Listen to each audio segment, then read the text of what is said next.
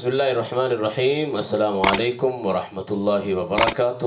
تمام قابل صد احترام احباب کو میری طرف سے سلام۔ امید ہے سب احباب خیر و عافیت سے ہوں گے۔ اللہ رب العزت آپ کو سلامت رکھے، شاد آباد رکھے۔ آج کے سبق میں ہم جس چیز کے اوپر بحث کریں گے وہ سبق ہے الف اور حمزہ کے درمیان فرق۔ کیونکہ اس سے پہلے آپ نے مخارج کی تفسیر شروع کی تھی تو اس میں مخرج نمبر 1 جوف دان کے اندر آپ نے پڑھا تھا کہ جوف دان سے حروف مدہ الف و یا ادا ہوتے ہیں۔ تو اس میں چونکہ الف مدہ کی بات آئی تھی تو بعض حضرات ایسے ہیں کہ جو الف اور حمزہ میں فرق نہیں کرتے، تو اس لیے اس بحث کی وضاحت ضروری تھی تاکہ سننے والوں کو الف اور حمزہ کے درمیان فرق بھی معلوم ہو جائے اور پڑھنے میں خطا سے بھی محفوظ ہو سکیں۔ الف اور حمزہ کے درمیان مختلف اعتبار سے فرق ہے۔ فرق نمبر 1، الف کا مخرج مقدر ہے، اس لیے کہ یہ جوف دان سے ادا ہوتا ہے اور جوف دان کا شمار مخارج مقدرہ میں ہوتا ہے، اور حمزہ اس کا مخرج محقق ہے کیونکہ یہ اقصی حلق سے ادا ہوتا ہے، اور اقصی حلق یہ مخرج مخارج محققہ میں شمار ہوتا ہے۔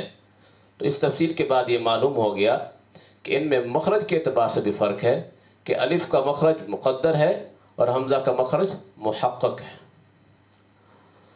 فرق نمبر 2، الف ہمیشہ ساکن ما قبل مفتوح ہوتا ہے، جبکہ حمزہ جو ہے ساکن بھی ہوتا ہے، متحرک بھی ہوتا ہے۔ جیسے مثال کے طور پہ فلما، اس میں آپ غور کریں تو الف کلمے کے اخیر میں ہے، ساکن ہے اور ما قبل مفتوح ہے، اور اسی طرح قال، الف جو ہے کلمے کے درمیان بھی ہے، ساکن ہے اور ما قبل مفتوح ہے، اور اس کے مقابلے میں حمزہ یہ متحرک بھی ہوتا ہے، ساکن بھی ہوتا ہے۔ جیسے اقرأ کہ حمزہ شروع میں بھی ہے اس کلمے کے اور آخر میں بھی ہے، اور پہلا حمزہ جو ہے وہ متحرک ہے، دوسرا حمزہ ساکن ہے۔ اسی طرح سأل، حمزہ کلمے کے درمیان میں ہے اور متحرک ہے، کأسً حمزہ کلمے کے درمیان میں ہے اور ساکن ہے۔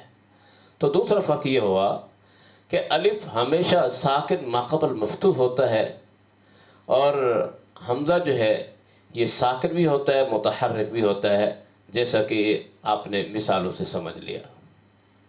تیسرا فرق یہ ہے کہ الف ہمیشہ کلمے کے درمیان یا آخر میں آتا ہے، شروع میں نہیں آتا، اور حمزہ کلمے کے شروع میں بھی آتا ہے، درمیان میں بھی آتا ہے اور اخیر میں بھی آتا ہے۔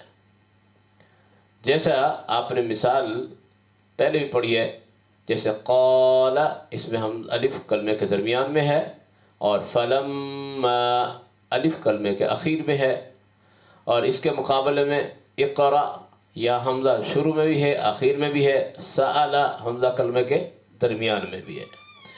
تو اس دوسرے فرق میں یہ بات آ گئی کہ حمزہ جو ہے وہ کلمے کے درمیان اور آخر میں اور درمیان میں تینوں صورتوں میں آتا ہے، اور الف ہمیشہ کلمے کے درمیان یا آخر میں آتا ہے، شروع میں نہیں آتا۔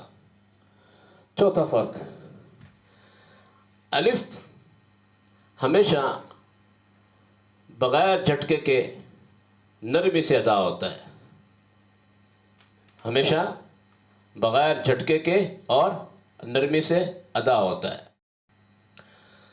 تو الف ہمیشہ نرمی سے اور بغیر جھٹکے کے ادا ہوتا ہے، جیسے آپ نے مثال میں پڑھا فلما، اس الف میں نہ جھٹکا ہے اور بلکہ نرمی سے پڑھا جا رہا ہے۔ قال، اس میں الف ہے درمیان میں، نرمی سے اور بغیر جھٹکے کے پڑھا جا رہا ہے۔ اور اس کے مقابلے میں حمزہ یہ جھٹکے کے ساتھ اور سختی کے ساتھ پڑھا جاتا ہے، جیسے کا سن، حمزہ کلمے کے درمیان میں ہے اور اس کی ادائیگی میں جھٹکا بھی ہے اور سختی بھی ہے۔ اور اقرا، حمزہ کلمے کے اخیر بھی ہے اور ساکن بھی ہے اور جھٹکے کے ساتھ اور اس میں سختی بھی ہے۔ تو چوتھا فرق یہ ہے کہ الف ہمیشہ ساکن نرمی کے ساتھ بغیر جھٹکے کے پڑھا جاتا ہے، جبکہ حمزہ جو ہے وہ سختی کے ساتھ جھٹکے کے ساتھ پڑھا جاتا ہے۔ تو یہ چوتھا فرق ہے۔ پانچواں فرق یہ ہے کہ الف اپنے وجود میں ما قبل کا محتاج ہوتا ہے، اور یہ ہمیشہ اپنے وجود میں ما قبل حرف کا محتاج ہوتا ہے، اور اگر ما قبل مفتوح ہے تو الف آ سکتا ہے ورنہ نہیں آ سکتا۔ اور اس کے مقابلے میں حمزہ جو ہے وہ اپنے وجود میں کسی دوسرے حرف کا محتاج نہیں ہوتا۔ تو اگر الف کا ما قبل حرف مفتوح آئے گا تو الف آ سکتا ہے، جیسے قال، کانا، اس کی مثالوں میں آپ کو نظر آ رہا ہے کہ ما قبل مفتوح حرف ہے تو الف بھی آ رہا ہے، اگر ما قبل مفتوح حرف نہ ہو تو الف کا تلفظ ممکن ہی نہیں ہے۔ اور اس کے مقابلے میں حمزہ یہ ما قبل کا محتاج نہیں ہوتا، اس کا وجود بغیر کسی احتیاط کے ممکن ہوتا ہے۔ اور چھٹا فرق یہ ہے کہ الف ہمیشہ ما قبل کے تابع ہوتا ہے، اگر ما قبل مفخم حرف ہو تو الف بھی مفخم ہوتا ہے، جیسے قال، عصا، اور اگر ما قبل باریک حرف ہو، مرقق حرف ہو تو الف بھی باریک پڑھا جاتا ہے، جیسے کانا کتابا، جبکہ حمزہ کے اندر تفخیم والی بات نہیں آتی۔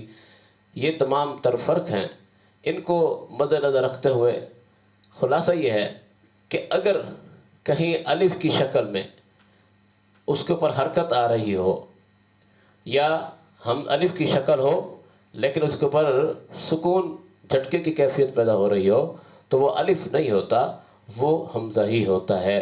جیسے کا سن میں الف ہے، اس میں جھٹکا آ رہا ہے تو یہ حمزہ ہے۔ اور اسی طرح آ ای او قاعدے کے اندر الف کے اوپر زبر زیر پیش لکھی ہوتی ہے، بعض آبا پڑھتے ہیں الف زبرہ الف زیری الف پیشو آ ای او، یہ غلط ہے۔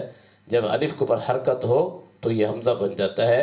اس لیے ان تمام تر فرق کو سمجھتے ہوئے الف کے اوپر حرکت آنے کی صورت میں یا الف کے اوپر جھٹکا آنے کی صورت میں اس کو الف نہیں پڑھا جاتا، بلکہ وہ حمزہ کی شکل میں ہوتا ہے، اس کو حمزہ پڑھا جاتا ہے۔ امید ہے کہ آپ کو یہ آج کا سبق ضرور اور یقیناً سمجھ آ جائے گا۔ اللہ آپ کو سلامت رکھے۔ دعاؤں کی درخواست۔ السلام علیکم ورحمۃ اللہ وبرکاتہ۔